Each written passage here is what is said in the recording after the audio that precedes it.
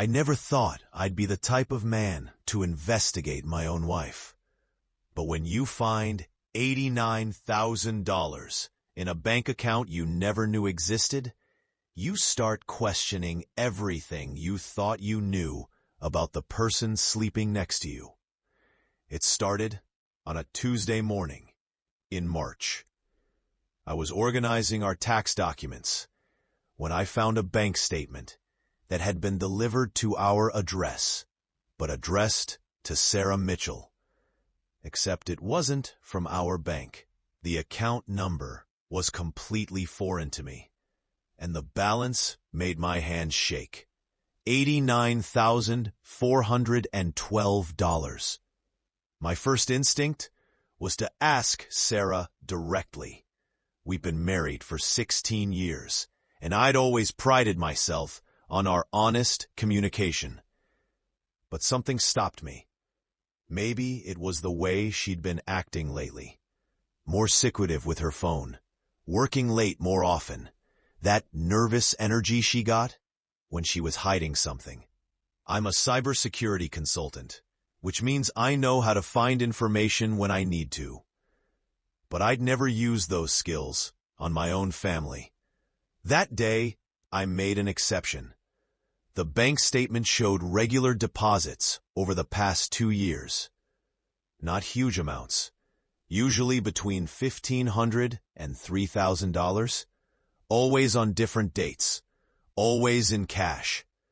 Someone was being very careful to stay under the radar of automatic reporting requirements. The deposits totaled over $200,000, with significant withdrawals for what appeared to be luxury purchases and cash advances.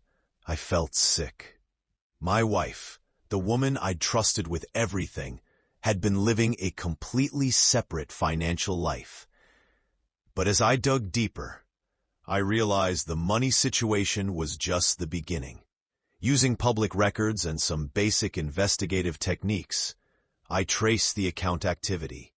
The deposits coincided with my business trips and military reserve training weekends. Sarah had been systematically building this secret life every time I was away from home. But the real shock came when I cross-referenced the deposit dates with her work schedule. Sarah worked as a medical billing specialist at a large clinic. The deposits were happening on days when she was supposed to be at work, but the timing suggested she was somewhere else entirely. I spent 3 sleepless nights going through everything: credit reports, social media activity, even traffic camera footage from locations near our home. What I found made the secret bank account look like a minor issue. Sarah had been using my identity to open additional accounts. My social security number, my credit history, my military service record. She'd been leveraging everything about me to build her hidden financial empire. But she wasn't just stealing from me. She was stealing from her employer. The medical billing position had given her access to patient insurance information. She'd been creating false claims, billing for services that never happened, and funneling the insurance payouts into accounts she'd opened, using not just my identity, but the identities of elderly patients who rarely checked their credit reports. I sat in my home office at 3 a.m, looking at evidence of a fraud scheme that had been running for over 2 years. My wife wasn't just cheating on our marriage. She was committing federal crimes and using me as an unwitting accomplice. The smart thing would have been to call the police immediately. But I'm a methodical person, and I knew that if I was going to expose this, I needed to do it right. Sarah had been careful, but she'd made one crucial mistake. She'd underestimated her husband. I documented everything. Every fraudulent transaction, every false identity, every illegal insurance claim. I created a comprehensive file that would make a prosecutor's job easy. But I also wanted to understand the full scope of what she'd been doing. The investigation took me 2 weeks. I used vacation time from work, telling Sarah I was helping a client with a security audit. Technically, that wasn't even a lie. What I discovered was worse than I'd imagined. The fraud scheme involved at least 12 elderly patients whose identities had been stolen. The total amount of money involved was over $400,000. Sarah had been working with someone else, a man named Marcus, who worked in insurance processing at a different company. Marcus, it turned out, was more than just a business partner. The financial records showed payments for hotel rooms, expensive dinners, and jewelry purchases that coincided with their fraud activities. My wife had been living a double life in every possible way. But the detail that made me truly angry was what I found in her car. Hidden in the spare tire compartment was a folder containing backup identification documents, cash, and what appeared to be an escape plan. Sarah had been preparing to disappear, leaving me to face the consequences of crimes I never knew were being committed. That's when I realized this wasn't just about betrayal or even theft. This was about survival. If Sarah's scheme had been discovered by law enforcement before I found it, I would have been the primary suspect. My identity, my credit, my military security clearance, everything would have been destroyed. I made a decision that night.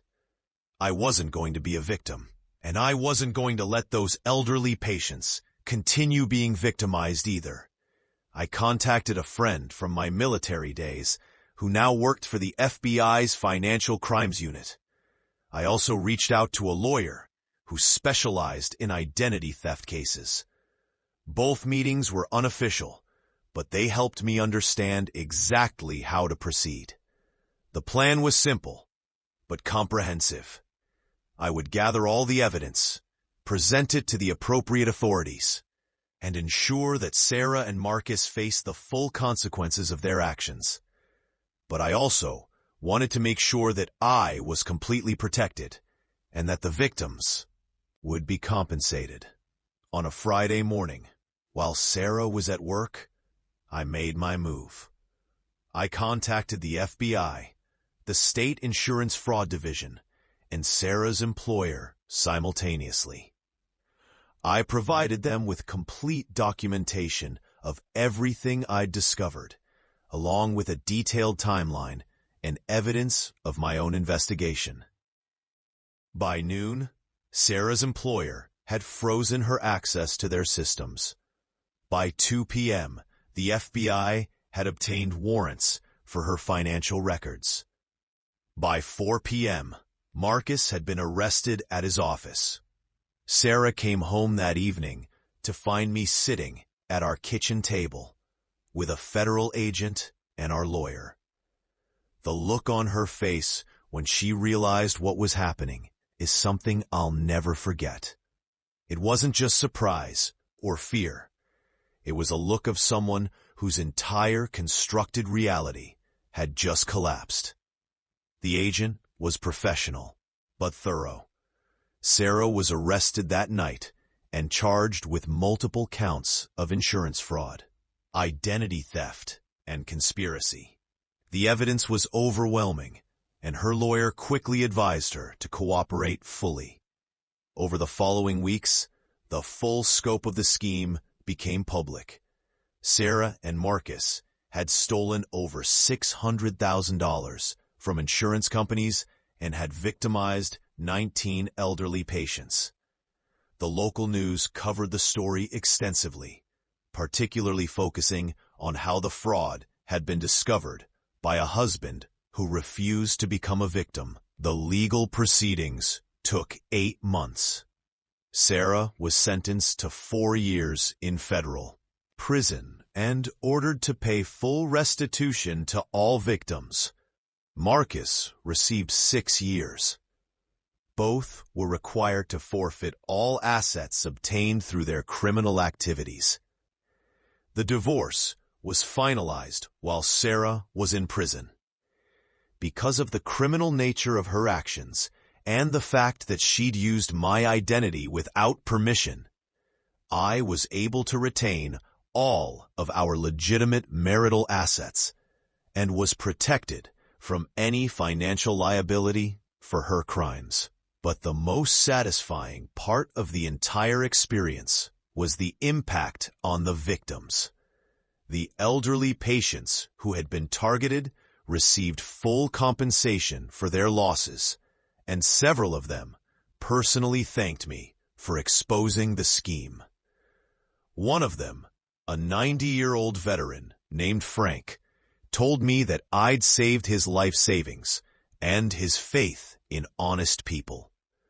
The insurance companies also implemented new security measures based on my recommendations, making it much harder for similar schemes to succeed in the future. Today, I'm remarried to a woman who shares my values of honesty and integrity. We have complete financial transparency, and we've built a relationship based on trust and mutual respect. Sarah's betrayal taught me that love without honesty is just elaborate deception, but it also showed me that I'm stronger than I ever realized. Sometimes people ask me if I feel guilty about sending my wife to prison. The answer is simple. I didn't send her to prison. Her choices sent her to prison. I just made sure that justice was served and that innocent people were protected. I learned that revenge isn't about getting even.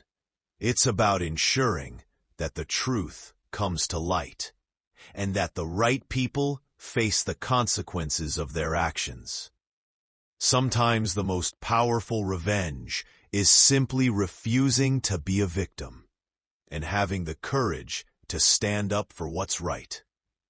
The secret account that started this whole investigation was just the tip of the iceberg, but finding it saved my life, my reputation, and the financial security of 19 elderly victims who deserved better than to be preyed upon by people they trusted. In the end, Sarah's greatest mistake wasn't underestimating the law or overestimating her own cleverness. Her greatest mistake was underestimating the man she married and thinking that 16 years of marriage meant I would look the other way when confronted with evidence of criminal behavior. She was wrong about that, just like she was wrong about everything else.